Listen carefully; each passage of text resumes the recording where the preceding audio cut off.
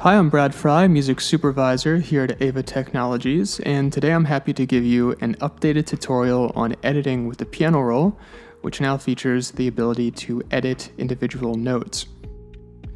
To get started with this feature, right-click on a piece in your track library and choose Open in Piano Roll.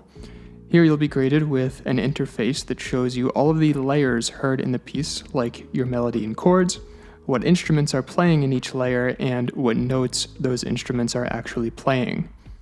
This interface also allows you to make changes to the composition, including adding and removing individual notes, instruments, and various effects.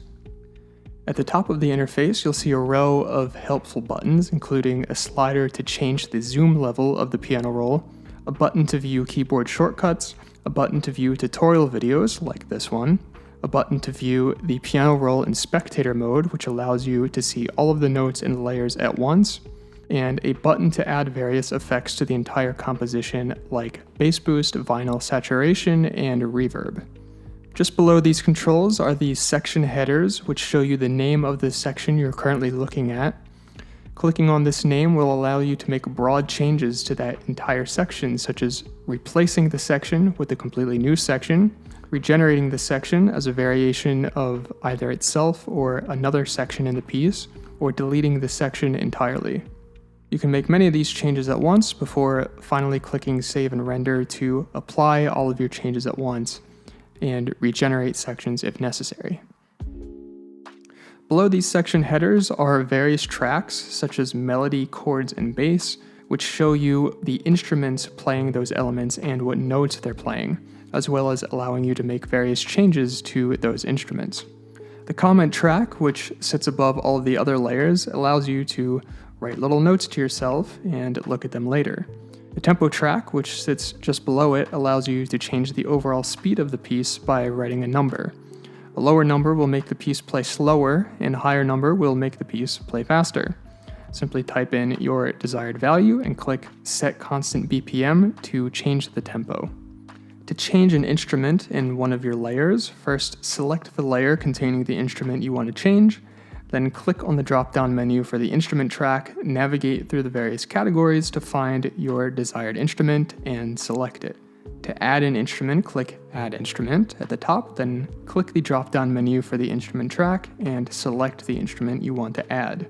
And to delete the instrument entirely, click the gear button to the right of the instrument and click Delete Instrument. I want to quickly mention the percussion layer at the bottom before we move on, since it's a bit unique. The drop-down menu at the top shows you what drum kit is currently being used, which you can change the same way you change instruments in other layers.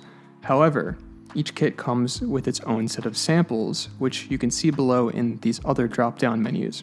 So there's one track for the kick drum, another for the snare, etc.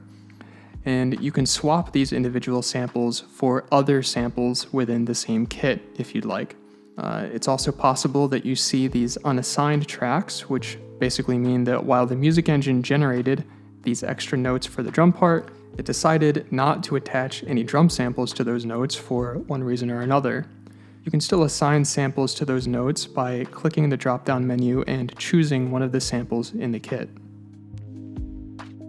Other options for editing the sound of the instruments include Auto-staccato, which will intelligently try to choose the appropriate articulation for each note, and Sustain pedal, which will allow the notes of a piano instrument to ring out.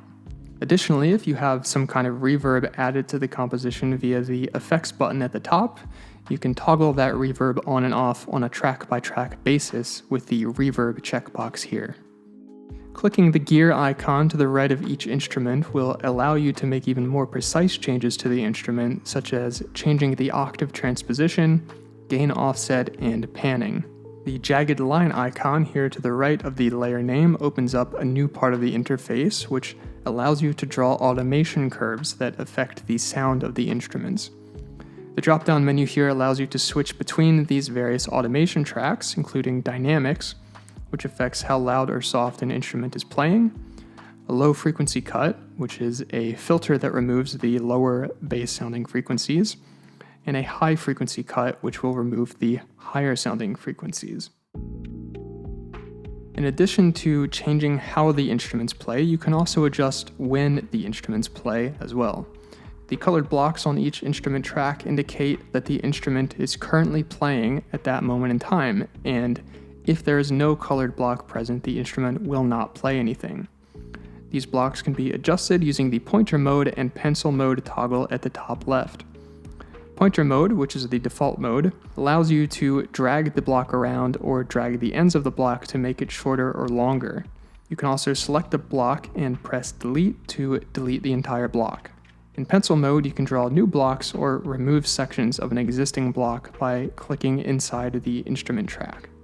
Finally, you can change exactly what notes the instruments are playing in each layer by directly editing the notes you see in the piano roll. Using the pointer mode, you can click the notes and drag them around to change what notes are playing and where they're playing. You can drag the ends of the note around to change how long the note plays. And you can add new notes by switching to pencil mode and clicking where you want to add new notes. Check the shortcuts button at the top for helpful shortcuts, such as pressing delete to remove a note, or Ctrl+C or V to copy and paste sections of notes. As you begin to make changes, edit mode will automatically be enabled, indicated at the top left by this green light.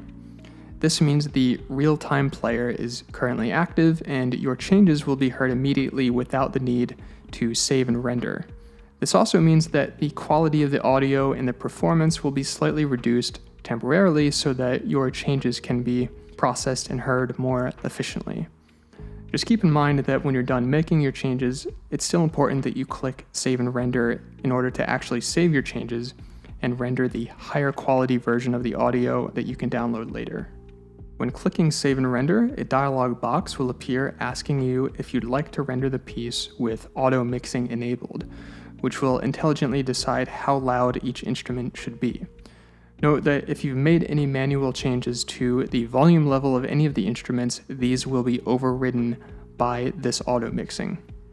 If you have any questions or feedback about any of this, feel free to email us at feedback@aiva.ai or join us on Discord and let us know what you think there. Thanks for watching.